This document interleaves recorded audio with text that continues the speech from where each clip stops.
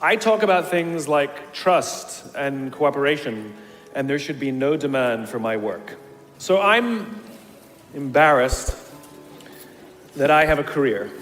But the fact of the matter is there is demand for my work, which means that there's an opportunity.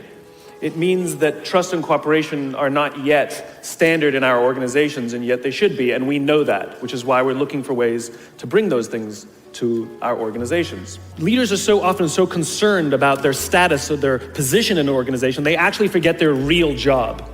And the real job of a leader is not about being in charge, it's about taking care of those in our charge. And I don't think people realize this, and I don't think people train for this. There are two things that I think that great leaders need to have: empathy and perspective. And I think these things are very often forgotten. When we're junior, our only responsibility is to be good at our jobs. That's all we really have to do. And you show up and you work hard, and the company will give us tons and tons of training how to do our jobs. They'll show us how to use the software. They'll send us away for a few days to get trained in whatever it is that we're doing for the company. And then they expect us to go be good at our jobs. And if you're good at your job, they'll promote you. And at some point, you'll get promoted to a position where we're now responsible for the people who do the job we used to do, but nobody shows us how to do that. The reason our managers are micromanaging us is because they actually do know how to do the job better than us. That's what got them promoted. We have to go through this transition of being responsible for the job and then turning into somebody who's now responsible for the people who are responsible for the job. Leadership is a skill like any other. It is a practicable, learnable skill. And it is something that you work on. It's like a muscle. If you stop practicing, you will become a weak leader. And as I said before, one of the great things that is lacking in most of our companies is that they are not teaching us how to lead. We all have the capacity to be a leader. Doesn't mean everybody should be a leader, and it doesn't mean everybody wants to be a leader. Like parenting, everyone has the capacity to be a parent. Doesn't mean everybody wants to be a parent, and doesn't mean everybody should be a parent. And the reason is because it comes at great personal sacrifice. That means things like when everything goes right, you have to give away all the credit. And when everything goes wrong, you have to take all the responsibility. That's It's things like when something does actually break, when something goes wrong, instead of yelling and screaming and taking over, you say, try again. It's things like staying late to show somebody what to do.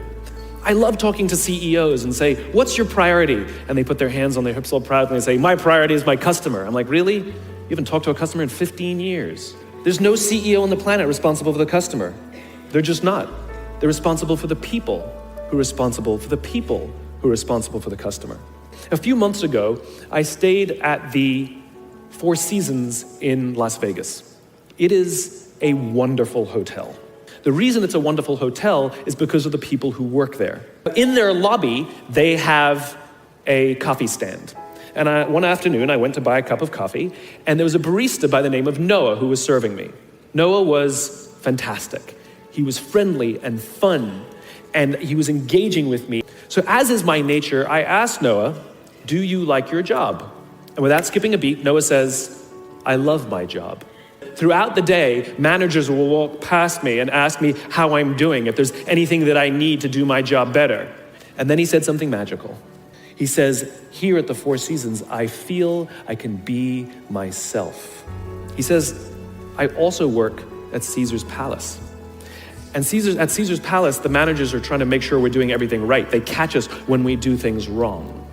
He says, when I go to work there, I like to keep my head under the radar and just get through the day so I can get my paycheck.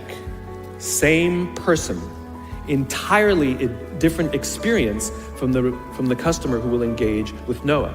If we create the right environment, we will get people like Noah at the Four Seasons. If we create the wrong environment, we will get people like Noah at Caesar's Palace.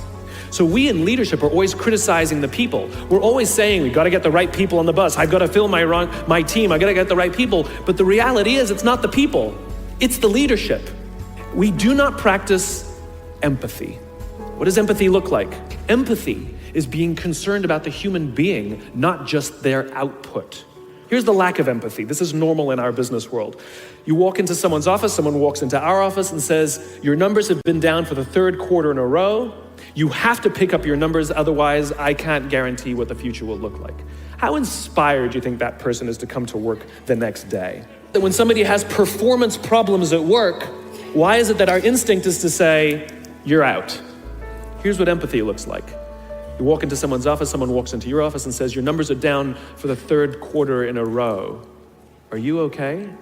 We all have performance issues. Maybe someone's kid is sick. Maybe they're having problems in their marriage. Maybe one of their parents is dying. We don't know what's going on in their lives. And of course it will affect performance at work. And yet we're so quick to hire and fire. You can't hire and fire your children. If your kids are struggling, we don't say, you got a C at school, you're up for adoption. And we have to practice empathy. And one of the groups that we are pretty bad at practicing empathy with is our young millennials. Apparently, this young generation is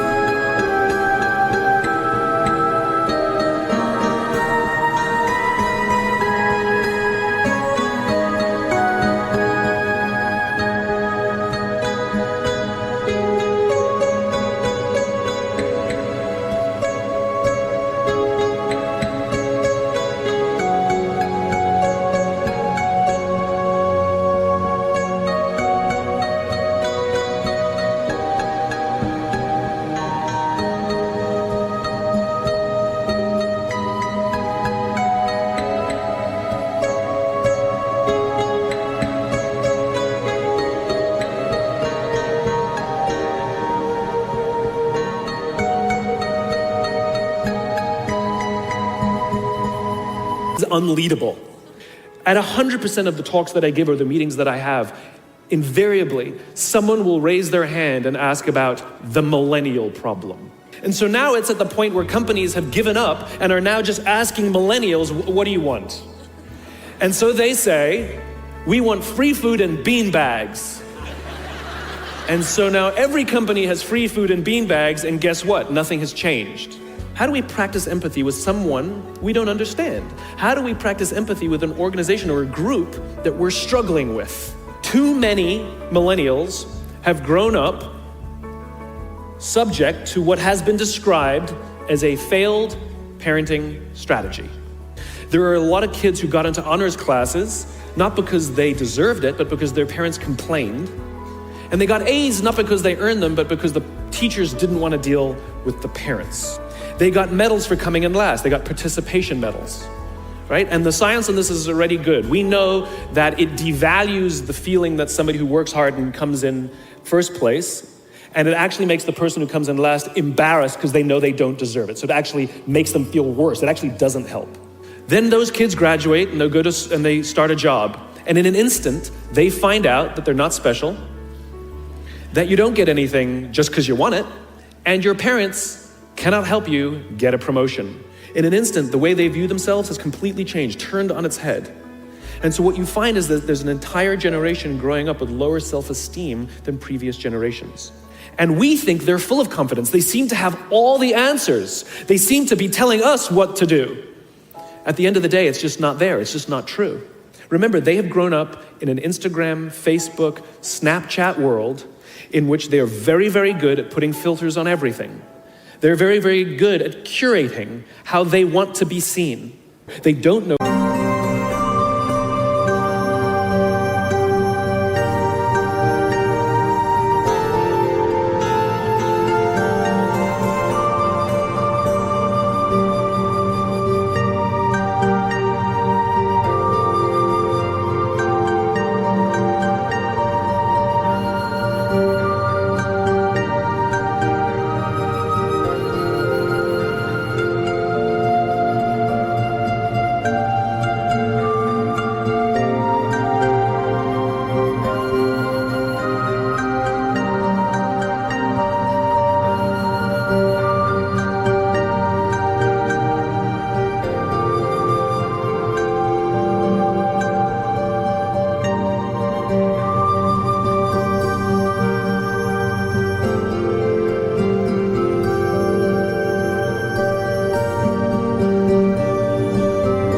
where they're coming from, they don't know where they're going, they're unsure of themselves, and they lack the courage to ask. We say things like, my door is always open, assuming that they have the courage to walk through the door.